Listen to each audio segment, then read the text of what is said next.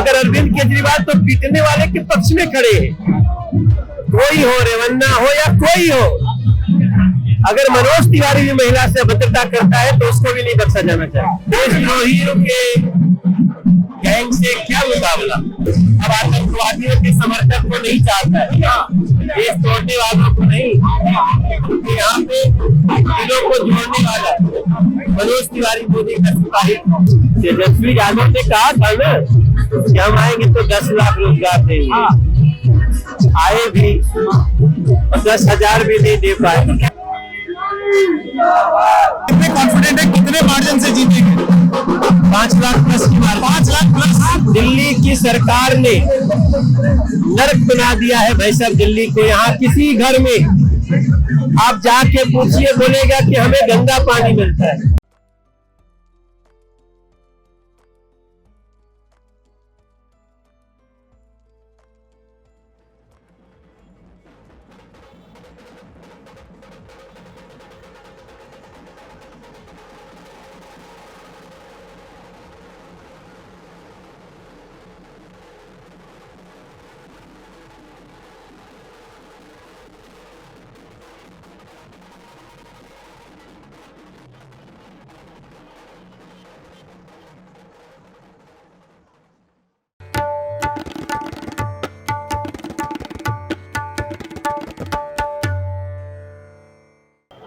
नमस्कार, the red mic की इस प्रस्तुति में आपका स्वागत है। मैं हूं संकेत उपाध्याय। दिल्ली में हैं तो सिर्फ 7 लोकसभा सीटें, लेकिन दिल्ली राजधानी का मुकाबला 7 सीटों से कहीं ज्यादा रोचक है। और उसमें भी जो सबसे तगड़ा मुकाबला है वो हो रहा है उत्तर पूर्व दिल्ली में, यानी कि नॉर्थ ईस्ट दिल्ली में। अभी जहां हम मौजूद हैं इसको बाबरपुर मौजपुर इलाका कहा जाता है, शाहदरा के पास ये एरिया है। और यहाँ पर मनोज तिवारी जो कि अपनी किस्मत एक बार फिर आजमा रहे हैं। आप ये सोचिए कि दिल्ली में एक तरफ जहां पर बीजेपी ने सारे नेताओं की छटनी कर दी, वहां एक मनोज तिवारी अकेले थे जिनकी छटनी नहीं हुई, जो कि बने हुए हैं। और उनके खिलाफ इंडिया गठबंधन ने उतारा है कन्हैया कुमार को। अब देखना ये होगा कि इस नॉर्थ ईस्ट दिल्ली की गलियों में, जिसमें गलियों गलियों में नेता घूम रहे हैं, कन्हैया कुमार भी घूम रहे हैं, मनोज तिवारी भी घूम रहे हैं, इन्हीं सब गलियों में वो घूमेंगे और अपना प्रचार करेंगे। और प्रचार के अब ये आपके समझिए कुछ आखिरी के कुछ दिन हैं। इन आखिरी के दिनों में कौन मजबूती से नॉर्थ ईस्ट दिल्ली पर सत्ता पर कंट्रोल रखेगा अपना? क्या मनोज तिवारी वो कंट्रोल रखे रहेंगे जो उन्होंने रखा है, या फिर कन्हैया कुमार उनको एक बहुत तगड़ी चुनौती दे देंगे? ये एक बहुत बड़ा सवाल है। आपको ये भी बता दें, ये वही नॉर्थ ईस्ट दिल्ली का इलाका है मेरे पीछे, ये पतली पतली गलियां, जहां पर जब दिल्ली में दंगे हुए थे तो सबसे ज्यादा प्रभावित इलाका दिल्ली में यही था। तो ऐसे में राजनीतिक रूप से उसका परिणाम क्या होगा ये भी 2024 में पता लग सकता है। लेकिन क्योंकि अभी हम मनोज तिवारी का कैंपेन ट्रेल कवर करने आए हैं, आप देखिए यहाँ पर पूरी तैयारी भारतीय जनता पार्टी की तरफ से हो चुकी है। यहाँ पर नेता जो उनके मंडल अध्यक्ष हैं, मंडल मंत्री हैं, मंडल उपाध्यक्ष हैं और तमाम जो कार्यकर्ता हैं भारतीय जनता पार्टी के, वो सब उत्साहित दिखते हैं। यहाँ पर आप जैसे कि देख सकते हैं स्पीकर पे अनाउंसमेंट हो रहा है और ये एक ट्रैक्टर भी यहाँ पर ला करके रखा हुआ है। तो पूरा प्रयास ये है कि ये दिखाना चाहते हैं पब्लिक सपोर्ट जो है वो भारतीय जनता पार्टी के साथ है, लेकिन है या नहीं ये बहुत इंटरेस्टिंग हो। अब से कुछ ही देर में मनोज तिवारी यहाँ पर आ जाएंगे। आइए कुछ लोगों से बात करने की कोशिश करते हैं। क्या नाम भैया आपका? जी, आपका नाम? आयुष। आयुष, जी। आप यहीं के रहने वाले हैं? जी। क्या लग रहा है आपको इस बार? मोदी आएगा जी। वो तो आप बीजेपी के हैं इस वजह से कह रहे हैं। आएगा ही जी, वो तो आएगा ही मोदी, आएगा ही, आएगा ही जी वो तो। मनोज तिवारी जी अकेले हैं जो कि जब पूरे दिल्ली में छटनी हो गई, एक वो अकेले हैं जो कि बचे, बाकी सारे बदल दिए बीजेपी ने। इसके पीछे की वजह क्या देखते हैं?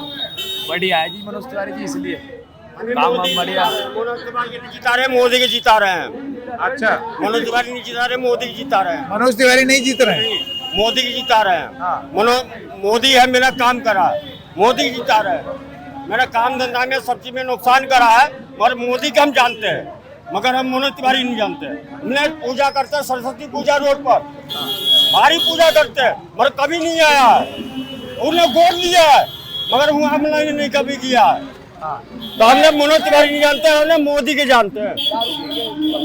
मोदी के जानते हैं। हाँ ठीक है भाई साहब, आपका शुभ नाम भैया? मैं सुमित धनखड़। हाँ सुमित धनखड़। धनखड़ जी, कैसे हैं आप? बहुत बढ़िया जी। ये बताइए कि इस बार एक सेकंड अभी आता हूँ। यहाँ पर आप जानते हैं दिल्ली में 7 लोकसभा क्षेत्र हैं, जिसमें से एक अकेले मनोज तिवारी हैं जिनको टिकट बची, बाकी सबकी कटी। इसके पीछे की वजह क्या देखते हैं? इसके पीछे की वजह जी कार्य है उनका, और उन्होंने इस कार्य करके दिखाया इस क्षेत्र में, और जनता के बीच में रहते हैं हमेशा। ये बहुत बड़ा कारण है, हमेशा सेलिब्रिटी होने के कारण और उसके बावजूद अपनी जनता को इतना ही समय देते हैं। सबसे ज्यादा समय देने वाले दिल्ली के अंदर कोई सांसद है तो मनोज तिवारी जी। ये बताइए कि यहाँ से मुकाबला इस बार रोचक है। कन्हैया कुमार भी आ गए हैं मैदान में, पूरा इंडिया गठबंधन उनके समर्थन में कूद पड़ा है। उनको आप किस तरीके से देखते हैं धनखड़ साहब? भाई साहब, ये कन्हैया को तो देख ही नहीं रही हमारी क्षेत्र की संख्या, हमारी क्षेत्र की जो जनता है वो कन्हैया को देख ही नहीं रही। हमारे यहाँ तो उनका कोई रोड शो नहीं, आना नहीं जाना नहीं, कोई ऐसा माहौल है ही नहीं। आप देख रहे होंगे सारा भगवा चारों तरफ दिख रहा है। यहाँ पर उसकी मुझे नहीं लगता कि पोलिंग पे कोई वोट भी डालेगा। हाँ जी आप क्या कहना चाह रहे हैं? देश की अखंडता को बनाए रखने के लिए बीजेपी बहुत जरूरी है और हमारी मजबूरी है। नहीं तो कुछ लोग ऐसे तोड़ने वाले लोग जो हैं, आपने जेएनयू में देखा भी होगा, कितने सभ्य और पढ़े लिखे लोग होने के बावजूद भी उनकी विचारधारा ये है कि देश के टुकड़े होंगे।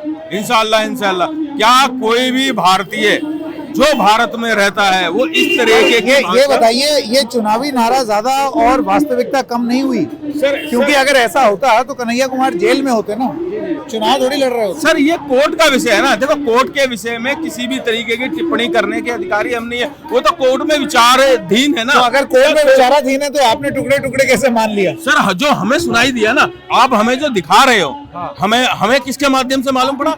आप जैसे लोगों के माध्यम से ही हमें मालूम पड़ा।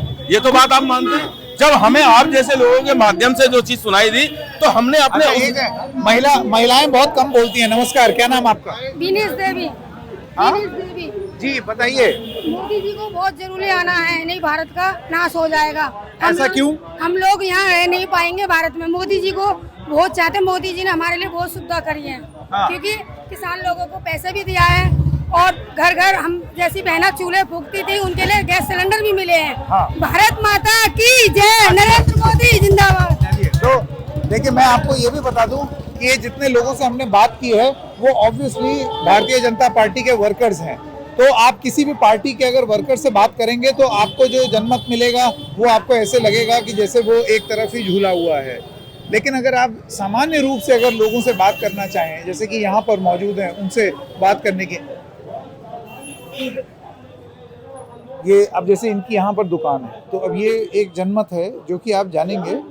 हाँ, मैं अभी बताता हूँ। द रेड माइक अभी उनसे कनेक्ट करने की कोशिश करें। क्या नाम है भैया आपका? बिलाल। बिलाल जी, आप यहीं के रहने वाले हैं? नहीं, फिर? वैसे लोकसभा क्षेत्र यही है मेरा। लोकसभा क्षेत्र यही है आपकी क्या राय है? राय तो ये है जी, विकास को मुद्दा बनाते हुए देंगे, जिसको भी देंगे वोट। विकास मुद्दा होगा जी, विकास। अब मेन चीज ये है विकास किसने किया है, क्योंकि जो सत्ता में है वो 10 साल से है और उनका दावा है कि विकास हुआ है। सर, परिवर्तन तो प्रकृति का नियम है, परिवर्तन तो होना चाहिए ना। हाँ, परिवर्तन होना चाहिए।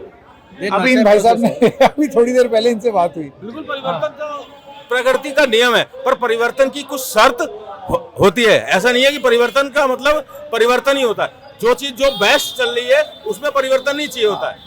आप लेकिन देखिए, वो उनका मत, आपने अपनी बात कह दी जी, आप बताएं परिवर्तन क्यों? परिवर्तन यह है जी, जो भी होगा विकास का मुद्दा होगा, शिक्षा का मुद्दा है। अब बताइए, मैं पोस्ट ग्रेजुएट हूँ, आज तक मैं बेरोजगार हूँ, बीएड करा हुआ हूँ, तो इसमें मेरी गलती। आप ये मेडिकल शॉप पर क्या कर? मेडिकल शॉप का मेरा ये होलसेल का काम है। अच्छा। मैं बीएड करा हुआ हूँ, सीटेट यूपी टेट करके। बेरोजगार है, मेरी बात सुनिए जनाब, सुनिए मेरी बात सुनिए। हाँ। मेरी जो प्रोफेशनल डिग्री है, अगर आप ऐसे कमेंट करना चाह रहे हैं तो कर लीजिए। मैं तो सौरभ भाई, उनसे भाई साहब से बात कर रहा हूँ कि मैं बीएड करके, सीटेट यूपी टेट करके, मैं एक ये इसको अल्प बेरोजगारी कहा जाता है, क्योंकि मैं अपनी फील्ड में ना काम करके कहीं और कर रहा हूँ। लेकिन अब मैं ये बताइए, आने वाली जनरेशन को पढ़ाऊंगा किस में पे पढ़ाऊँ? क्योंकि जब मुझे ही नहीं मिली नौकरी तो मैं आगे वाले कैसे करूँगा? इसी बिना पे ये है परिवर्तन। तो मतलब जो आप क्वालिफिकेशन करके आए हैं वो काम ना करके आप कुछ और काम कर रहे हैं, इस वजह से आप अपने आप को अल्प बेरोजगार जी जी बेरोजगारी हूँ। जी।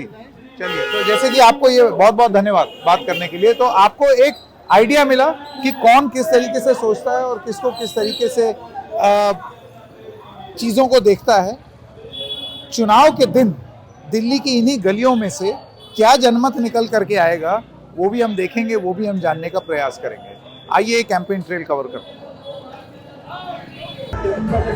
जैसे कि आप देख सकते हैं मनोज तिवारी जी नमस्कार।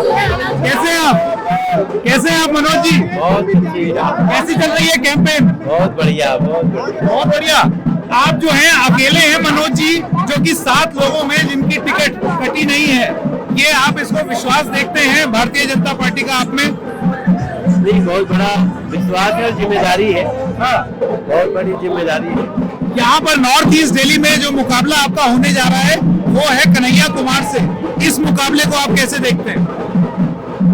देशद्रोहियों के गैंग से क्या मुकाबला। हाँ, ये तो अच्छा हुआ कांग्रेस ने अपना परिचय बता दिया। आपको लगता है यहाँ की जनता, देखिए ये वो जगह थी जहाँ पर दंगे भी हुए थे, तो आपको लगता है कि जनता उसको भी ध्यान में रखेगी जब वोट करेगी? 100% ये क्षेत्र अब आतंकवादियों के समर्थक को नहीं चाहता है, देश तोड़ने वालों को नहीं। तो यहाँ पे दिलों को जोड़ने वाला मनोज तिवारी मोदी का सिपाही। आपको लगता है आप दिलों को जोड़ रहे हैं? 100%। कोई शिकायत नहीं आ सकती। कोई शिकायत नहीं है। अगर आप इतने कॉन्फिडेंट हैं, कितने मार्जिन से जीतेंगे? 5 लाख प्लस की मार। 5 लाख प्लस।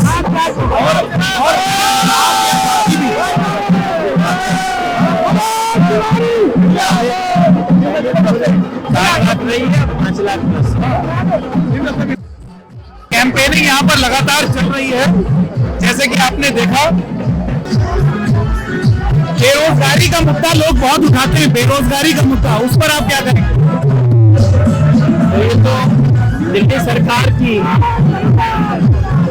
असफलता है, लेकिन वो हर जगह ये उठाते हैं। आपके बिहार में भी ये मुद्दा है, यूपी में भी मुद्दा है। रोजगार राज्य की सरकार को तेजस्वी यादव ने कहा था ना कि हम आएंगे तो 10 लाख रोजगार देंगे। आए भी और 10,000 भी नहीं दे पाए। तो कहते हैं मैंने ही दिया जब मैं 17 महीने में था, उससे आगे पीछे तो हुआ नहीं। अगर उनको दिया है तो लोग उनको चुनेंगे, देख लेंगे। महिला वोटर जो है उनका रुख आप किस तरीके से देखते हैं इस बार? महिला वोटर जो कि मतलब खास माना जाता था नरेंद्र मोदी की जीत में, अब महिला उसको थोड़ी वोट देगी जो महिलाओं को पीड़ता हो अपने घर में। महिला उसको थोड़ी वोट देगी जिसको गंदा पानी पिलाता हो। महिला उसको वोट थोड़ी देगी जिसका राशन कार्ड न बनता हो। दिल्ली की सरकार ने नर्क बना दिया है भाई साहब दिल्ली को। यहाँ किसी घर में आप जाके पूछिए, बोलेगा कि हमें गंदा पानी मिलता है। 25 साल से या तो कांग्रेस के पास है या तो आम आदमी पार्टी के पास। हम राज्य सरकार ना होते हुए मेट्रो लाए, सिग्नेचर ब्रिज बनाए, सेंट्रल स्कूल लाए, रेलवे स्टेशन बनाए, सारे जाम के ट्रैफिक चौराहों को हमने डिकंजेस्ट किया। पहली बार पासपोर्ट ऑफिस लाए, यहाँ पे सारे रास्तों को क्लियर कर रहे हैं। वो कहते हैं आप काम ही नहीं करने दे रहे, एलजी बैठे रहेंगे तो वो काम कैसे करेंगे? जी देखो, रोने वाले को रोने का बहाना चाहिए। अच्छा, आपने महिला के सम्मान की बात की तो प्रज्वल रेवन्ना का भी तो मुद्दा है। कैंपेनिंग लगातार चल रही है, प्रज्वल रेवन्ना का भी तो एक मुद्दा है। भाई साहब आपने कौन सा मुद्दा बताया? प्रज्वल रेवन्ना वाला मुद्दा। उसके अलावा क्या बोल रहे आप? देखिए, मैं कह रहा हूँ वो भी आपने बोला महिला का सम्मान जो नहीं करते। प्रज्वल रेवन्ना का भी तो मुद्दा है जिसमें बीजेपी साथ में थी उनके कर्नाटक में। नहीं, उसको भी सजा मिलनी चाहिए।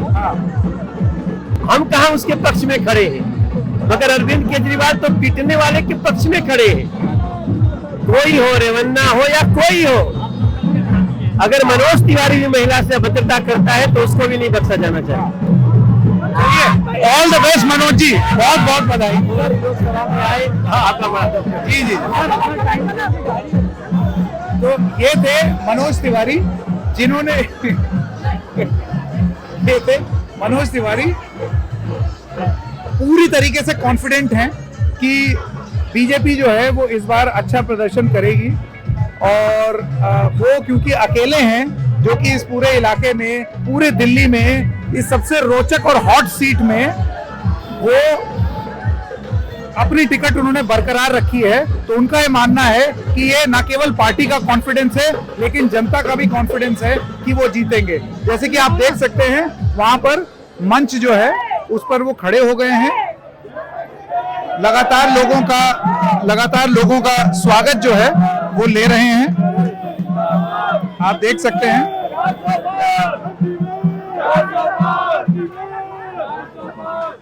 तो नॉर्थ ईस्ट दिल्ली में है जी भाई साहब, आपका शुभ नाम? पहले आप नवीन बताइए। गोयल। हाँ? नवीन गोयल। नवीन जी बताइए क्या माहौल है? बढ़िया माहौल चल रहा है, हैं? बढ़िया माहौल चल रहा है। बढ़िया माहौल चल रहा है। किसके पक्ष में? मोदी जी। मनोज तिवारी नहीं, मोदी जी। तिवारी है, मोदी जी बीजेपी। मुंह से लेकिन आपके पहले मोदी जी निकला, इसका मतलब मोदी सर्वोपरि और उसके नीचे बाद मनोज फिर- तिवारी। हाँ? मनोज तिवारी। हाँ, तो ये देखिए ऐसा है। नमस्कार, आपका शुभ नाम? नोटिस बंसल। बंसल साहब, ये देखिए अक्सर मैं जहाँ भी जाता हूँ वहाँ पर लोग ये कहते हैं कि चुनाव जीत रही है बीजेपी मोदी जी की वजह से। तो जो भी प्रत्याशी है उसका नाम बाद में आता है। तो क्या हम ये मान के चलें कि ये चुनाव मोदी जी का चुनाव है, ना कि इन प्रत्याशियों ऐसी का? बात नहीं, बीजेपी के टारगेट के ऊपर चुनाव है। बीजेपी की जो उपलब्धियां हैं बहुत ऊंची हैं सब। जैसे कि भाई जो उन्होंने गुंडागर्दी मचाई है, खत्म की है, और आपका सभी उसमें शहर जबरदस्त है, चारों तरफ रोड बनी है, तो ये सब अच्छे टारगेट किए उन्होंने। देखिए ऐसा है कि जब नॉर्थ ईस्ट दिल्ली में, इसी उत्तर पूर्वी दिल्ली में जब दंगे हुए थे और वो बड़ी खराब सी स्थिति थी, ऐसा नहीं होना चाहिए था, वो भी इसी शासनकाल में हुआ। और जो दिल्ली का पुलिस संभाल रही है वो पुलिस जो है वो केंद्र को ही रिपोर्ट करती है, ये कोई राज्य को रिपोर्ट नहीं करती। तो जो आप लॉ एंड ऑर्डर की बात बोल रहे हैं वो इसी इलाके में दंगे हुए। सर वो जो सीए का मुद्दा था उसके ऊपर दंगा हुआ, वो बीजेपी का दंगा नहीं था, सीए का दंगा था, और दूसरे समुदाय ने ही दंगा फैलाया, वो बीजेपी ने थी उसमें। अच्छा ये बताइए, मनोज तिवारी जो दिल्ली में छटनी हो गई, 7 में से 6 लोग नाप दिए गए, एक अकेले मनोज तिवारी बचे हैं, इनकी बहुत इसके पीछे का वजह? इनकी बहुत अच्छी गुडविल है अपने उसमें, अपने इलाके में बहुत अच्छा कार्य किए इन्होंने सब, और अच्छी पोजीशन है। चुनाव भी जीतेंगे और आने वाले समय में सीएम बनेंगे। अच्छा सीएम बनेंगे? हाँ जी। चलिए अब देखते हैं कि आपकी ये ख्वाहिश पूरी होती है या नहीं। बहुत बहुत धन्यवाद, बहुत बहुत धन्यवाद, थैंक यू।